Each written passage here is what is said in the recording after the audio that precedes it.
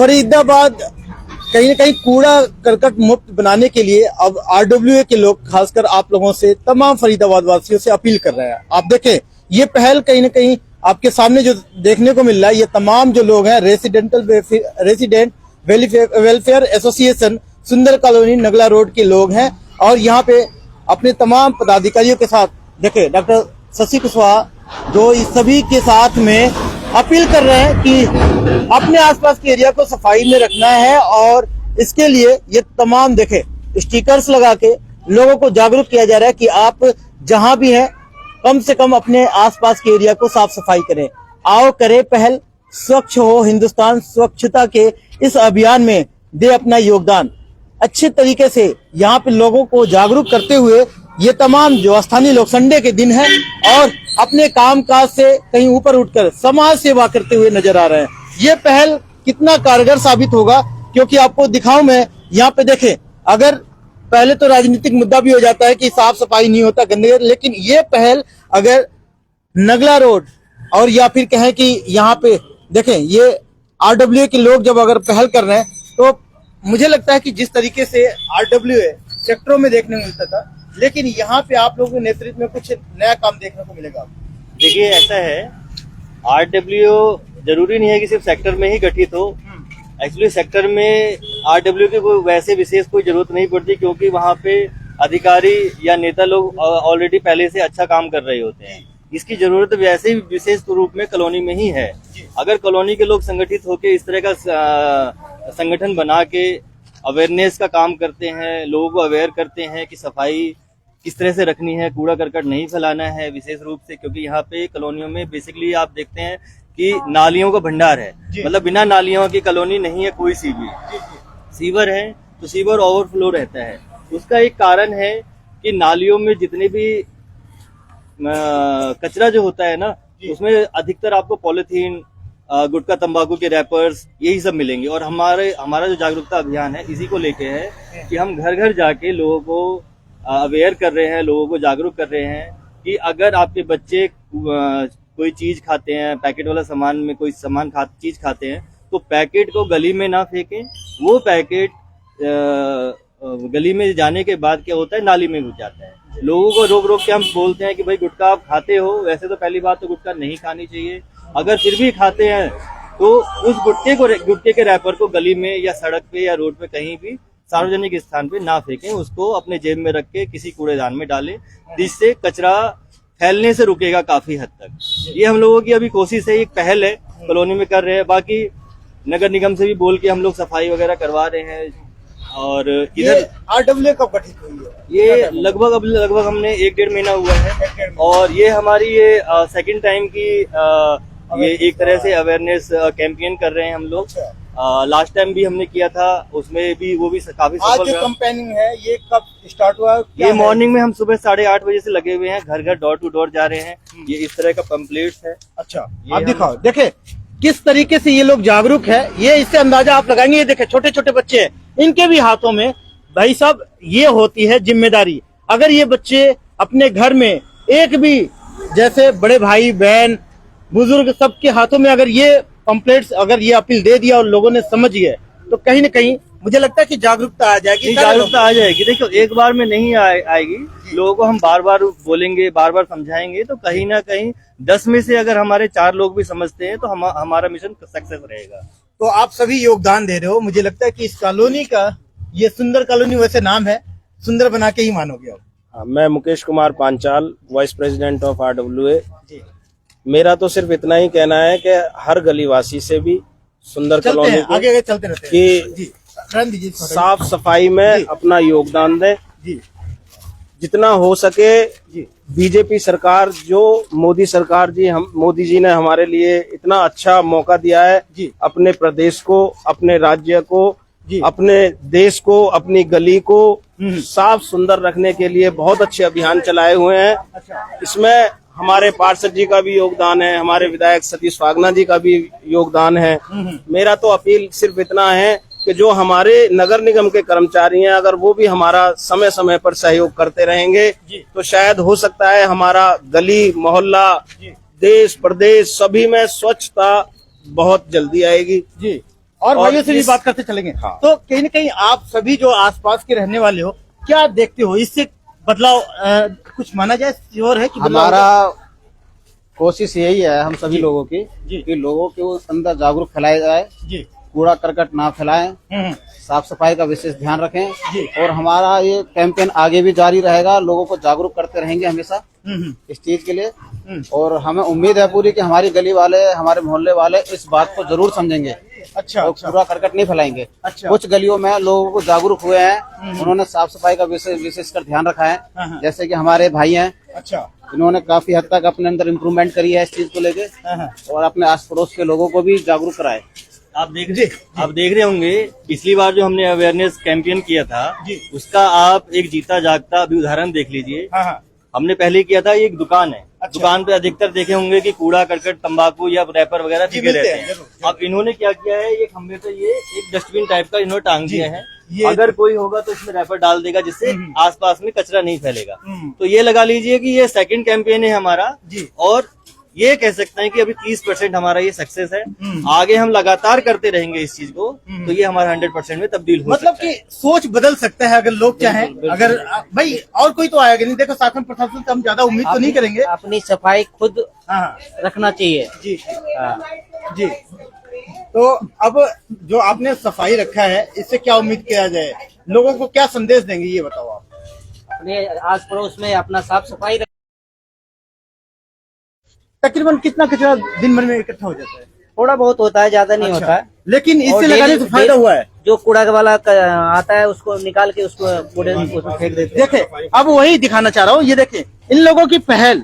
आज कम से कम जो डॉक्टर साहब मानते हैं कि 30% से ऊपर इनको एक यहाँ पे इम्प्रूवमेंट मिला है। देखें कितनी गली साफ सुथरा। तो ये जो काम होता है बेटा माना जाए। 3 दिन चक्कर काटा जब मुश्किल से बुला के लाए सकाल उसमें कूड़े वाले ने हाँ, हाँ। 3 दिन लगा बोला है। हाँ। बोला अच्छा। दे दिया बेटा दे रखा। तो देखे ये सभी जो पोस्टर्स दिया जा रहा है, मेहनत कर रहे हो आप हैं? हाँ। इससे कुछ जागरूकता आएगी लोगों में। आते रहो आते जागरूकता आएगी कुछ, वो तो दिखेगा आगे। हाँ हाँ दिखेगा है।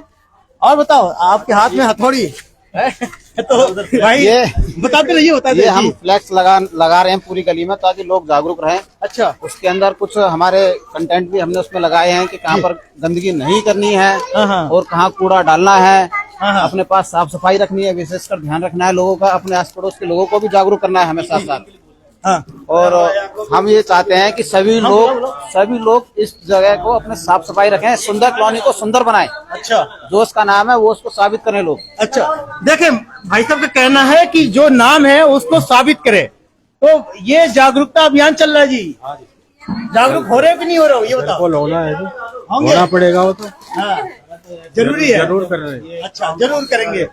अब बताओ आप लोग भी कहीं ना कहीं इससे कदम को आगे बढ़ाने में मजबूती दे रहे हो आप। जी मेरा मानना ये है कि नालियों की सफाई होगी, हमें अपने घर के आसपास की जी सफाई रखनी चाहिए। इससे क्या है कि छोटे छोटे बच्चों में जो बीमारियां फैलती जी। हैं उससे भी हम बच सकते हैं। अच्छा चलते हैं आगे, चलते रहेंगे और दिखाएंगे ये RW जो सुंदर कॉलोनी बना। जी जी और मैं आपके माध्यम से कहना चाह रहा था जी।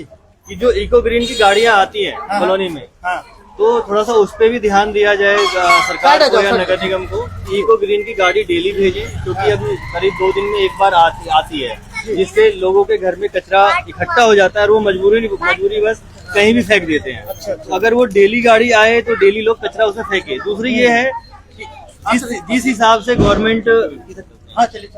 गवर्नमेंट हाउस टैक्स लेती है, क्या कहते हैं आपका सीवर टैक्स लेती है, उस तरह से कचरा टैक्स भी उनको एक जरूरी कर देना चाहिए, जिससे पर घर यानी हर घर से कूड़ा उठे और हर घर से एक कूड़ा टैक्स का भी प्रावधान किया जाए। तो 40 से 50 रुपए लेते तो हैं वो लेते हैं, बट इसमें लोगों की अपनी वो है कि हम कूड़ा नहीं डाल रहे तो हम पैसे नहीं देंगे। अच्छा, मतलब इस तरह का ये लोगों का mentality अपना है। हाँ।